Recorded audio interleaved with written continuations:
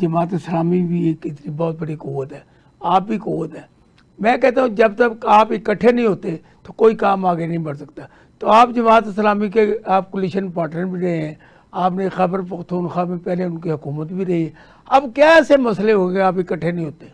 आज देखें एहसान साहब, वज़ीर आज़म शहबाज शरीफ साहब ने जो ओवरसीज़ पाकिस्तानियों को बुला के इस्लामाबाद में इज़्ज़त दी है और उन्हें सरकारी मेहमान बना के ठहराया गया, मैं ये समझती हूँ कि ये बहुत अच्छी बात है। लेकिन उनको चाहिए कि पाकिस्तान के अंदर भी इज़्ज़त बांटनी चाहिए। सिर्फ ओवरसीज़ लोगों को इज़्ज़त देने से आपका शिमला बड़ा नहीं होता।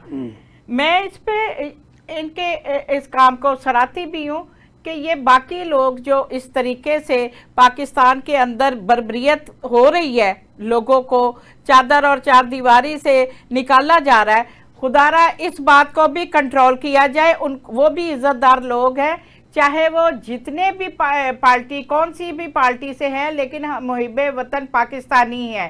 पाकिस्तान में जो रहने वाला है वो पाकिस्तान की इज़्ज़त, शोहरत, शान और एक वकार रखने वाला इंसान होता है। आपको चाहिए कि पाकिस्तान में जो रहते हैं उनको इज़्ज़त दें और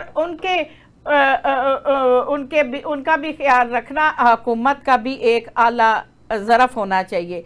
लेकिन ये अपने चहेतों को बुला के उनके साथ उनकी चमचागिरी करके, उनकी आओ भगत करके तो ये आला मुकामों पे पहुंचा देते हैं।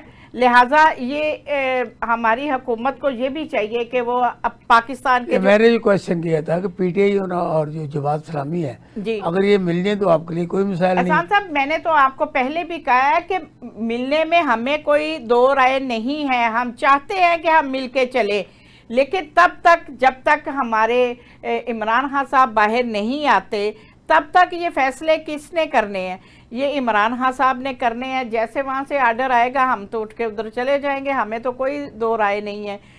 जमात इस्लामी हर पाकिस्तानी अवाम के दिलों में बसती है, क्योंकि इन्होंने हर वो एजेंडा उठाया जिसकी हुक्मरान जो है महंगाई करते हैं तो जमात इस्लामी आवाज़ उठाती है। कोई अत्याचार होता है, कोई किसी के ऊपर तशद्दुद होता है तो उसके ऊपर आवाज़ उठाई जाती है।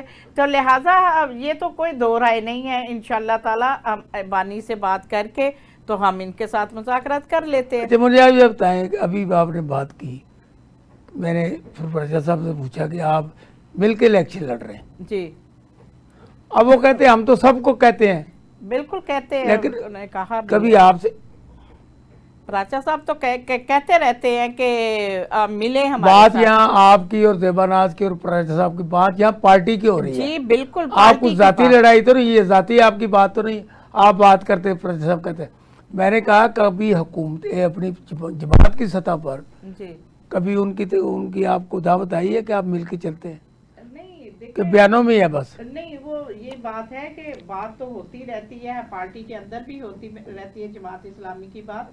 लेकिन जब तक हमें ऊपर से आर्डर नहीं आएगा, कुछ फैसले होते हैं वो बानी नहीं करने होते हैं, उनके हुक्म के मुताबिक ही हम चलते हैं। अरे मैं यह पूछने चाहता हूँ कि पाकिस्तान के तमाम टीवी चैनलों में, अखबारात में पीटीआई के वो लोग मुतरद तरीके से आते नहीं हैं जिनको हम बुलाते हैं। इसकी असल वजूहत क्या है? साहब, इसकी वजूहत आपको भी पता होनी चाहिए कि जिस कदर इन्होंने गुंडागर्दी की है, जिस कदर इन्होंने एमपीए, एमएनए और कारकुनों के घरों में तोड़ फोड़ की है, जिस तरीके से उनके घरों में लोग डर गए। लोगों को इतना हरासा किया है कि वो अब डर गए हैं। डरते नहीं है, वो सिर्फ अपनी इज्जत से बचते हैं कि वो उनके घरों में जो बच्चियां हैं वो बेआबरू ना हो जाए, जो उनके बच्चे हैं उनको कोई फ्रैक्चर ना हो जाए। जाहिर है घर में जो चार लोग कमाने वाले होते हैं, अगर वही डैमेज हो जाएंगे तो हुकूमत तो कुछ नहीं देगी किसी को।